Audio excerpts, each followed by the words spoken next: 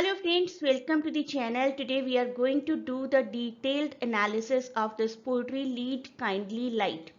Last video we did the complete analysis of the life of John Henry Newman and the Oxford Moment. उनको करना भी बहुत ज़रूरी है. किसी भी टॉपिक पर आपको डायरेक्टली जंप नहीं करना है. उस टॉपिक से रिलेटेड क्वेश्चंस भी आ सकते हैं, तो डू नॉट थिंक कि इनकी बायोग्राफी या इनका कोई मोमेंट इम्पॉर्टेंट नहीं है. वो भी बहुत इम्पॉर्टेंट है. और ये वीडियो, ये पोइट्री भी आपको कवर करनी है. और लास्ट में MCQ सेशन भी होगा. आप पूरा ट्रेडिशन जानते ही हैं किस तरीके से हम लोग टॉपिक्स को कवर कर रहे हैं. हम हमेशा एक टॉपिक कवर करते हैं और उसके बाद उसका MCQ वीडियो करते हैं. और आप में से कई लोग मुझे अभी भी नहीं बता रहे MCQ में कैसे स्कोर्स आ रहे हैं. ऑल्दो काफ़ी एस्पायरेंट्स का रिस्पॉन्स आ रहा है रेगुलरली और उनके स्कोर्स इम्प्रूव भी हो रहे हैं. जितनी भी आप ही यहाँ पर प्लेलिस्ट देख रहे हैं ना, इन प्लेलिस्ट्स में भी इसी तरीके से ही एडजस्ट हैं सारे वीडियोस. पहले वीडियो है, उसके बाद उसी रिलेटेड टॉपिक का MCQ. तो आप यहाँ से पढ़ेंगे और नोट्स क्रिएट करेंगे तो बहुत ही अच्छा रहेगा. कुछ स्टूडेंट्स मुझे कह रहे हैं कि नोट्स क्रिएट करना बहुत हेक्टिक हो रहा है, लेकिन इतना हार्डवर्क तो आपको करना ही पड़ेगा. जब तक आप हैंड रिटन फॉर्मेट में नोट्स को प्रिपेयर नहीं करेंगे तब तक आप इतना वास्ट कोर्स याद नहीं रख पाएंगे. लीड काइंडली लाइट, इस पोइट्री के बारे में बात करते हैं. Lead kindly light amid the encircling gloom, this is the titular line, is a hymn. Hymn होता है एक भक्ति गीत आप कह सकते हैं. With words written in 1833 by Saint John Henry Newman as a poem title. पहले इसका टाइटल था the pillar of the cloud. ये बहुत इंपॉर्टेंट पॉइंट हो सकता है इस पोइट्री के लिए कि पहले इसका टाइटल क्या था या इसका ऑल्टरनेटिव टाइटल क्या है. which was first published in British magazine in 1834. लिखी गई थी 1833 में, पब्लिश हुई थी 1834 में और रीपब्लिश हुई थी इन लायरा एपोस्टोलिका 1836 में. तो सबसे पहले कब पब्लिश हुई थी, बेसिकली ये ईयर ज़्यादा इम्पॉर्टेंट है और इसका previous title. What is a hymn? ये एक क्वेश्चन हो सकता है आप लोगों के लिए. A hymn is a type of song and partially synonymous with devotional song. मैंने आपको बताया था भक्ति संगीत, भक्ति गीत. Specially written for the purpose of adoration और prayer and typically addressed to a deity और डेटीज. किसी एक गॉड को डेडिकेट किया जा सकता है या बहुत सारे गॉड्स को डेडिकेट किया जा सकता है. अब अपनी पोइट्री पढ़ेंगे. आपको मे बी पोइट्री की लाइन आइडेंटिफाई करने के लिए आ जाए तो पोइट्रीज़ को भी डिटेल में करना थोड़ा ज़रूरी है. जो बहुत ही लॉन्ग पोइट्रीज़ होंगी, ये पोइट्री तो बहुत ज़्यादा बड़ी नहीं है, बहुत ही बड़ी अगर कोई पोइट्रीज़ होंगी तो मैं उसकी मेजर लाइंस आप लोगों को कवर करवा देती हूँ, लेकिन इस पोइट्री की हम पूरी लाइंस कवर करेंगे. Lead kindly light amid the encircling gloom, lead down me on, the night is dark and I am far from home. Lead down me on, keep down my feet, I do not ask to see the distant scene, one step enough for me.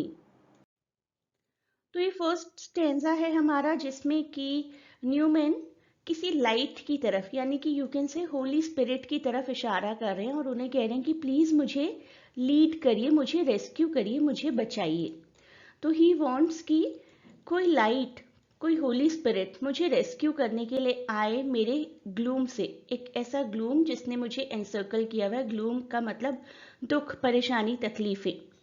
The night is dark, सब कुछ dark है. Metaphorically बोला गया अपनी तकलीफों को हम dark से मेटाफोरिकली कंपेयर कर सकते हैं. And I am far from home, शायद अपने मिशन की बात कर रहे हैं, जिस मिशनरी मिशन पर वो थे. और आपने ऑक्सफोर्ड मोमेंट में पढ़ा ही है कि किस तरीके से चर्चेस को रिफॉर्म करने के लिए कंटिन्यूस काम करते थे और अपने घर से दूर रहा करते थे.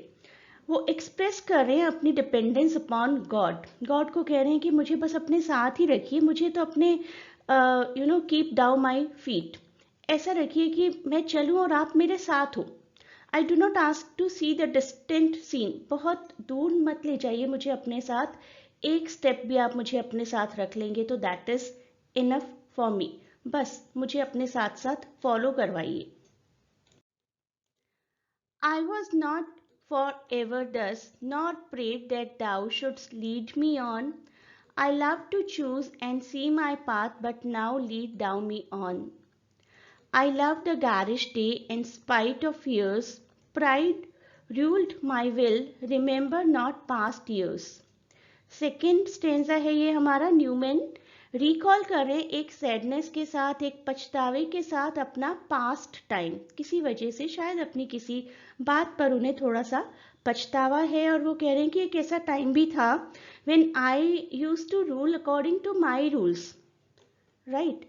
और मैं उन पास्ट ईयर्स को याद नहीं करना चाहता, शायद कहीं ना कहीं कुछ कुछ तो ऐसा काम किया उन्होंने जिस पर उन्हें once upon a time proud feel होता था, लेकिन अभी पछतावा फील हो रहा है। लेकिन अभी उन्हें बहुत अच्छे से पता है कि उन्हें आगे क्या करना है, उन्हें आगे अपनी लाइफ में सिर्फ उस पाथ को चूज करना है जो कि उनको होली स्पिरिट दिखाएंगी। पास्ट सिन से वो अपने बाहर आना चाहते हैं, पुराने पाप को छोड़ना चाहते हैं, उससे बाहर आना चाहते हैं। So long thy power hath blessed me, sure it still will lead me on. आपकी पावर ने मुझे हमेशा ब्लेस किया है और आगे भी मैं जानता हूँ कि आपकी पावर मुझे लीड करती रहेंगी। Over moor and fen, over crag and torrent, till the night is gone. तो यहाँ पर वो बता रहे हैं कि किसी भी तरीके का रास्ता हो, चाहे सुनसान रास्ता हो, चाहे बहुत हैपनिंग रास्ता हो, कैसा भी वक्त आ जाए मेरी लाइफ में, nevertheless you are going to help me. I know आप मेरे साथ हर तरीके के रूट में, हर तरीके के पाथ में मेरे साथ रहेंगे। The night is gone and with the morn these angels faces smile. Morning की बात की जा रही है। अब वो रात का अंधेरा जा चुका है और मुझे मालूम है कि आपके एंजल्स मुझ पर स्माइल करेंगे, which I have loved long since and lost a while.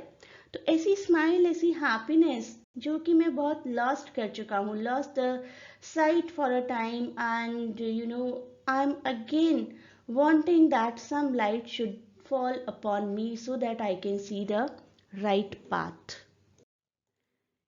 ये 4 वर्ड्स इस पैसेज में से याद रखिए, मे बी ये आपको एमसीक्यू की फॉर्मेट में आ सकते हैं कि किस किस तरीके के रास्तों की वो बात करते हैं। मूर सुनसान रास्ता, फेन दलदली रास्ता, और क्रैक चट्टानों से भरा हुआ रास्ता, और टॉरेंट जहाँ पर बहुत ज़्यादा वाटर फ्लो हो। तो वो कह रहे हैं कि किसी भी तरीके का खतरा आए मेरी राह में, मेरे चलने में, मुझे पता है कि नाइट इज़ गॉन और अब एक मॉर्निंग आएगी जहाँ पर सिर्फ स्माइल ही स्माइल होगी। ये पोइट्री काफ़ी पॉपुलर है and it is sung generally whenever someone is in despair. जब भी कोई बहुत ही परेशान करने वाली सिचुएशन आती है तब ये गाना गाया जाता है। तो लीड काइंडली लाइट का बहुत बड़ा एसोसिएशन है टाइटैनिक के साथ। It was sung by a soloist Marion Wright. Marion Wright आप देख सकते हैं on the RMS Titanic during a hymn singing gathering led by Reverend Ernest C. Carter shortly before the ocean liner struck on iceberg on April 14, 1912। तो Titanic पर भी इस song को, इस प्रे को गाया गया था। चार्ल्स एच पर्डे एक बहुत ही पॉपुलर म्यूजिशियन रह चुके हैं और इसको म्यूजिक में कन्वर्ट किया है उन्होंने ही। यूजुअली बहुत पॉपुलर है नॉट इन ऑल कंट्रीज, लेकिन अमेरिकन कंट्रीज में, यूरोपियन कंट्रीज में काफ़ी पॉपुलर है ये सॉन्ग और इसको इसी धुन पर गाया जाता है, चार्ल्स एच पर्डे की।